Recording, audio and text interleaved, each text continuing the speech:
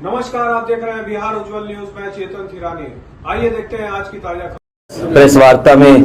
और मेरी जो ये जो घोषणा पत्र है पटना साहिब क्षेत्र के लिए, इसके यहाँ पर इसके विमोचन के लिए आप आ सकें।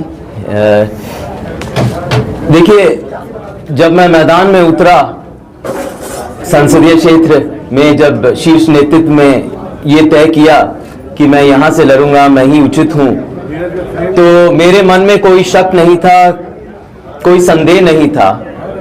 और मैंने यही बार बार कहा कि मैं यहाँ पर चुनाव लड़ने के लिए नहीं आया हूँ, चुनाव जीतने के लिए आया हूँ। और ये जो चुनाव मैं जीतूंगा, ये मेरी जीत नहीं होगी, ये मेरी फतेह नहीं होगी, ये यहाँ के हर एक व्यक्ति की होगी जो पटना साहिब में है।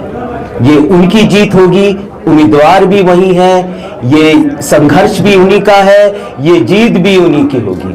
तो इस जीत के लिए एक ये जो माध्यम है, जो आधार है, उसके बारे में मैं कुछ बताऊंगा। और चुनावी जो प्रक्रिया है, जो हालात है, जो मौजूदा हालात हैं, उसके बारे में भी मैं आपके समक्ष रखूंगा। तो 1 तारीख वो निर्णायक दिन है।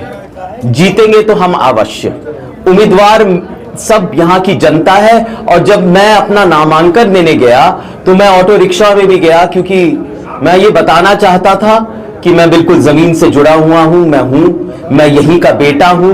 कोई नेता होते हैं, कोई बेटा होते हैं, मैं यहीं का बेटा हूं।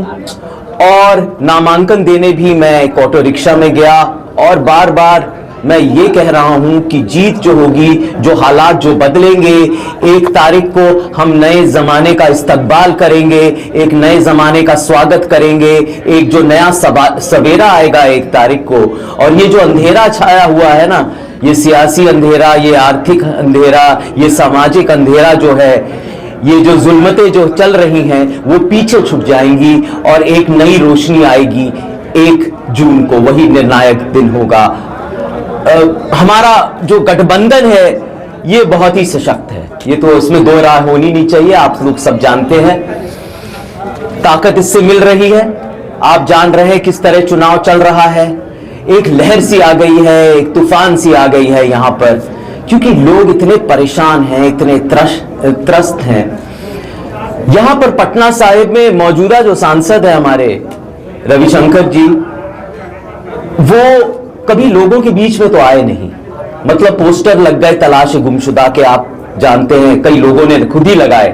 तलाश हो रही थी हमारे सांसद कहां हैं, लोगों के दुख सुख में, उनकी परेशानियों में, उनके फरियाद में, उनको सुनने के लिए कभी मौजूद नहीं हुए। कभी बरसी में, न कभी जयंती में, न कभी श्राद्ध में, न सालगिरह में। अरे भाई, काम सुलझाना तो अलग बात होती है ना, लेकिन एक सांसद जो आपकी नुमाइंदगी करते हैं, उनका एक दायित्व होता है कि लोगों के बीच में बैठे, आए, मिले, उनकी समस्याओं को समझे, वकालत करें। लेकिन उन्होंने कभी किया नहीं ऐसा। लोग यहां पर नाराज हैं, परेशान हैं, इसीलिए बार बार कहा जा रहा है उनको कि आप जाइए। और एक चुनौती भी है, एक तरह से एक इम्तिहान भी आपके सामने, सबके सामने, कि आप मुझे एक चीज बता दीजिए जो उन्होंने किया हो। एक कोरे कागज की तरह है उनका जो प्रदर्शन है इस क्षेत्र में, इस खूबसूरत शहर में, इस तरह है ये। तो एक तरह से उनकी तरफ भी नाराजगी है और दूसरी तरफ हमारी एक सकारात्मक योजना को लेके हम सामने आए हैं। योजनाएं लेके, उनको हम गारंटीज कहते हैं। गारंटीज इसलिए कहते हैं कि इस बात की हमें पुष्टि भी हो चुकी है कि जो हम कहते हैं वो करते हैं, वो एकदम मुकम्मल करते हैं, वो मंजिल तक पहुंचाते हैं जैसे ही सत्ता में आते हैं। कर्नाटक में भी ऐसे ही किया, तेलंगाना में भी ऐसे किया, हमने अन्य राज्यों में भी ऐसे ही किया। और इस बार भी जो हम योजनाएं लाते हैं, योजनाएं एक चुनाव का आधार बनती हैं। तो लोग इससे आकर्षित होते हैं, कहते हैं कि हम क्या करेंगे उनके लिए। हम जो कह रहे हैं कि पहली नौकरी पक्की, या फिर कहते हैं कि महिलाओं को सालाना 1 लाख रुपए मिलेगा, या फिर जो कृषि क्षेत्र में आप जानते हैं जो किसान हैं कितने परेशान हैं। मतलब जब खेत में उतरते हैं तो कफन बांध के उतरते हैं, ऐसे हालात आ गए हैं इस सरकार में। तो हम जो एमएसपी लाएंगे, जो कर्ज माफी करेंगे, और भी जो सामाजिक न्याय की हमारी योजनाएं हैं, तमाम योजनाएं हैं, वो हम उनको गारंटी कहते हैं, तो वो तो है ही। लेकिन पटना साहिब के क्षेत्र में जो मेरा अपना संकल्प है, जो मैं करूंगा इस क्षेत्र के लिए, क्योंकि मेरे पृष्ठभूमि मैंने यही सीखा है कि जन समर्पण ही एक लक्ष्य होता है, एक मकसद होता है। तो जो मैं अपना करूंगा पटना शहर के लिए, और पटना शहर में एक खूबसूरत शहर जो हमारी एक अमानत है, जो कितना कीमती शहर है। अब कितने देर से ये ऐसे लोगों के हाथों में गिरवी है जिन्होंने कभी इसके भविष्य के बारे में सोचा ही तक नहीं। तो इसीलिए ये घोषणा पत्र मैं आपके समक्ष लेके आया हूं। इसमें हमारी योजनाएं हैं, इसको आप पढ़िएगा। इसके बारे में एक परिकल्पना की है कि कैसा पटना शहर होना चाहिए, एक अंतर्राष्ट्रीय शहर होना चाहिए, और क्यों नहीं हो रहा है, ये सवाल है। हो रहा है, क्या समस्याएं हैं, डबल इंजन जो सरकार है क्यों इतनी विफल हो रही है।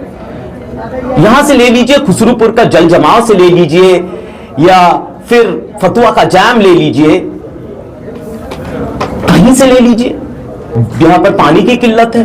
दरियावा में पानी की कितनी ज्यादा किल्लत हो रही है, बिजली नहीं जा रही है मोहल्लों में, बस्तियों में, या फिर प्राथमिक शिक्षा जो स्कूल जो जर्जर है, या फिर स्वास्थ्य का जो समस्या है। एक समस्या नहीं है, अनेक समस्या है। पीपा पुल, मैं गया कल पीपा पुल, वहां पर वो लोग कह रहे हैं कि पक्का पुल अभी तक बनाया क्यों नहीं जोड़ा गया वहां पर। और आधे 6 महीने तो मतलब 5 पंचायत तो अलग ही रहते हैं बख्तियारपुर में। एक समस्या नहीं है, हर एक समस्या का गंभीरता से हमने उसके बारे में सोचा है और एक योजना बनाई है, तैयारी की है कि कैसे इसका समाधान हो सकता है। मैं चाहता हूं कि जो हमारी जो पटना यूनिवर्सिटी है, जिसमें रविशंकर जी ने खुद तालीम हासिल की, उस सेंट्रल यूनिवर्सिटी का स्टेटस क्यों नहीं दिया गया है, हमारी मांग है। लोग अपने आप से पूछ रहे हैं क्यों ऐसा है, क्यों इतनी अयोग्य और अक्षम एक तो हमारे सांसद यहां पर है, और क्यों ये डबल इंजन की सरकार इतनी विफल रही है। ये मुख्य सवाल है लोगों के बीच में। तो मुझे इतना कहना है कि 1 तारीख को जीत सुनिश्चित है, क्योंकि हमारी नाराजगी भी है एक तरफ, और देश के हालात तो आप जानते ही हैं। ये जो कमरतोड़ महंगाई चली जा रही है, ये जो बेरोजगारी है, अरे दुकान में जाके तो देखिए सब्जियों के दाम और दाल और आटा के दाम क्या होते हैं, मसालों के दाम। कैसे जीत सकते हैं यहाँ पर लोग। तो कितनी परेशानी है, जो जरूरतमंद है, जो वंचित है, उनको पीछे छोड़ा जा रहा है। आर्थिक विषमताएं हैं, गैर बराबरी है और असमानता है। यही इस मुल्क की हकीकत है। झूठे फर्जी आंकड़ों देकर लोगों को एक तरह से यहां पर भ्रमित किया जा रहा है। आप समझते हैं कि गरीबी सिर्फ 5% हो गई है। नोटबंदी आई, जीएसटी आया, उसके बाद लॉकडाउन हुआ। हमारे जो प्रवासी भाई थे यहां पर किस तरह आए वो आप ही जानते हैं, और कुछ पहुंच भी नहीं पाए।